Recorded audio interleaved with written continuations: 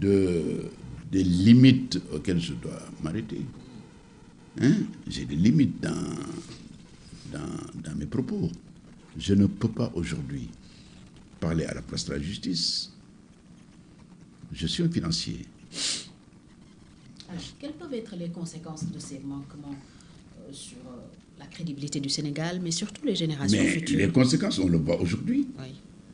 Nous avons des blocages au niveau du FMI, du Fonds monétaire international. Oui. Nous avons des blocages également sur les marchés financiers internationaux. Sur le marché financier international. Nous avons même sur la dette bilatérale, sur l'aide bilatérale, l'emprunt bilatéral, on a des difficultés de pays à pays. Les organismes multilatéraux également, FMI, Banque mondiale, on a des difficultés. Les notes du Sénégal dégradées? Bon, la note, écoutez, la note ne peut pas empêcher un pays la note de la France se dégrade depuis quand? Depuis très longtemps. Mais cela n'empêche pas le pays, en termes d'emprunt, d'avoir toujours la possibilité d'emprunter. Mais à quel taux?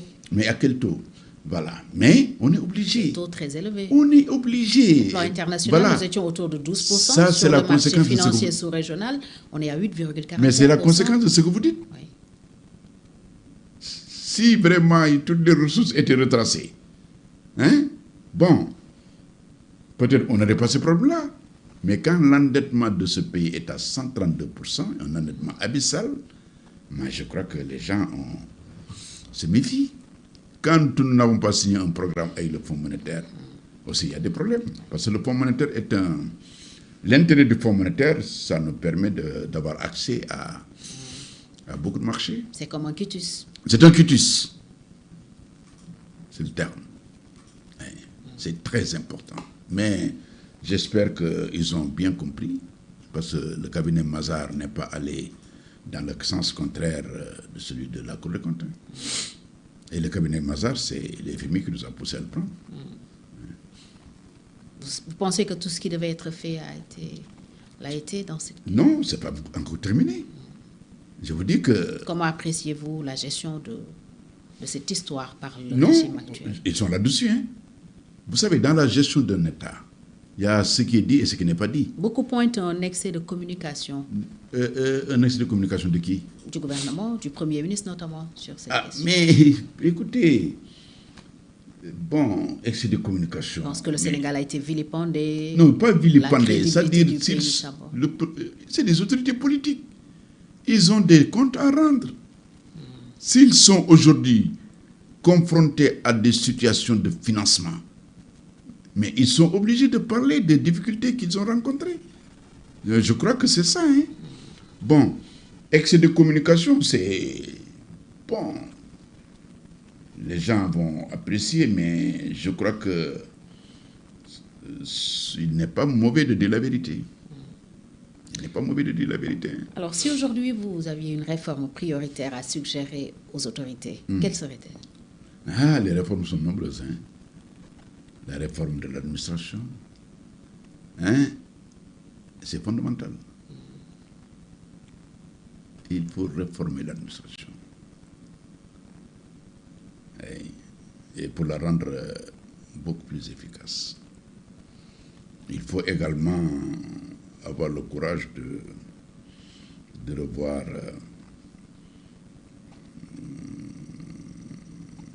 si vous voulez, les agences qui sont là, qui existent, qui sont nombreuses, pour réduire. Le il Premier faut rationaliser. avait mais il a raison, il faut rationaliser. Il n'est pas le premier.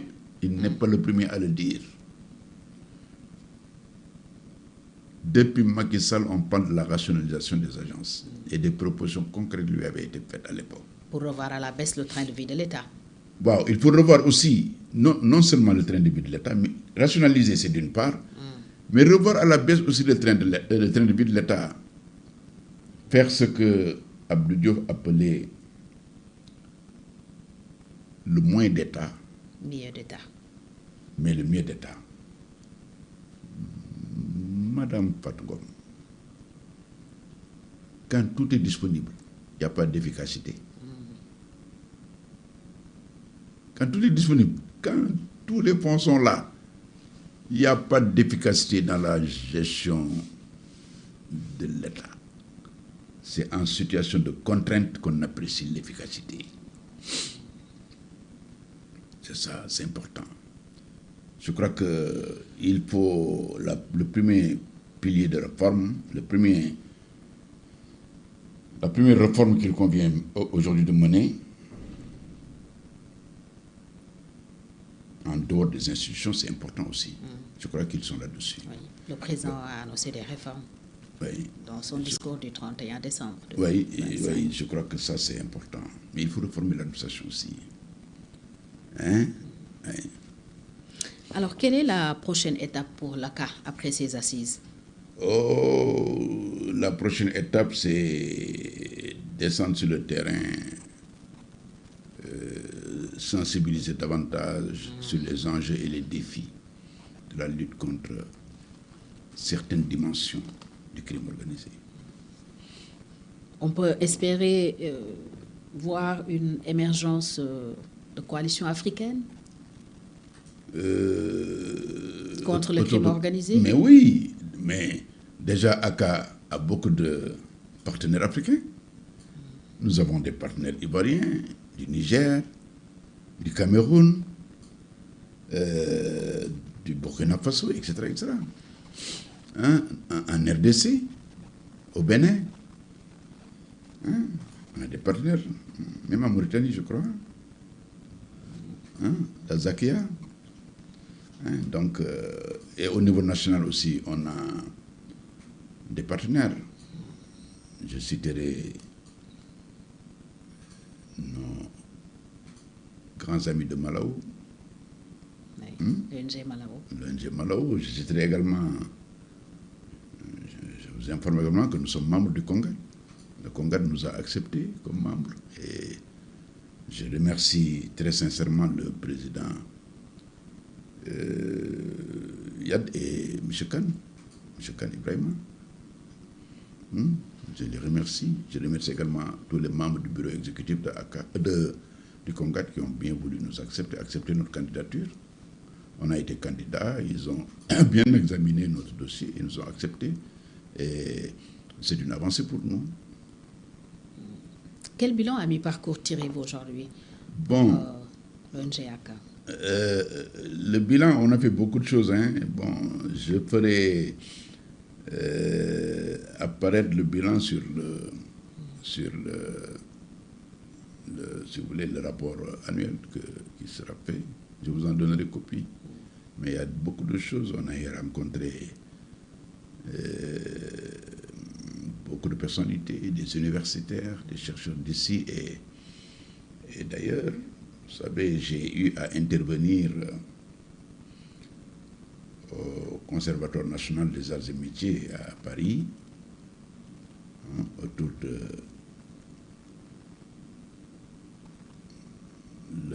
la lutte menée par l'Afrique dans le cadre de la lutte toujours contre le crime organisé. Vous êtes très présent sur le terrain de la sensibilisation et de la prévention. Je dis, vous êtes très présent sur le terrain de la sensibilisation. Oui, et il y a notre site web. Dans la prévention. Il y a notre site web. Je conseille à tout le monde de le visiter, surtout les étudiants et chercheurs. Oui. Il y a des éléments d'information dessus. Sur la bonne gouvernance. Et nous avons reçu des stagiaires aussi. Hein, nous avons reçu des doctorants. Hein? Donc, voilà. Et vous collaborez aussi avec la presse? On collabore avec la presse à travers IAGECO, oui, hein, pour l'éthique dans la gestion de l'information. C'est important. Hein, c'est important. Ils sont associés, ces journalistes sont associés dans tout ce que nous faisons, comme partenaires à part entière. Hein. Oui. Pour faire passer l'information. Pour faire passer l'information. Oui. Et à la baie des Assises, d'ailleurs, nous aurons un atelier sur l'évolution de la criminalité financière dans le monde, qui sera développé par Madame Christine Dupuydanon, qui est une hiérarque en matière de criminalité financière. Donc, voilà. Nous avons beaucoup d'ambition pour ACA. Et nous allons aussi nous battre pour une plus grande reconnaissance par l'État. Ça fait partie de nos chantiers. Parce que nous sommes un organisme d'utilité publique. Hein? Oui, nous luttons contre tout, la corruption, le crime environnemental, la contrefaçon des faux médicaments, la vente illicite des médicaments, etc. etc. Donc, voilà. Notre ambition, c'est ça, madame. Ouais, des combats qui méritent d'être reconnus. Un dernier mot pour conclure cette émission? Mais vous remerciez, madame Fatou Ngom Thiam, de m'avoir donné l'opportunité de me prononcer, non pas sur mon parcours, mais plutôt sur ACA. ACA, je l'ai créé en 2017. C'était une association. Et j'avoue que j'ai fait 1 an pour avoir le récépissé, quand je l'ai créé avec des amis. C'est en juin 2023 que j'ai eu l'agrément comme ONG. Et je vais continuer à me battre, si Dieu me laisse la vie, pour en faire un outil majeur de la société civile à la disposition des décideurs. Sénégalais et africains. Sénégalais et africains.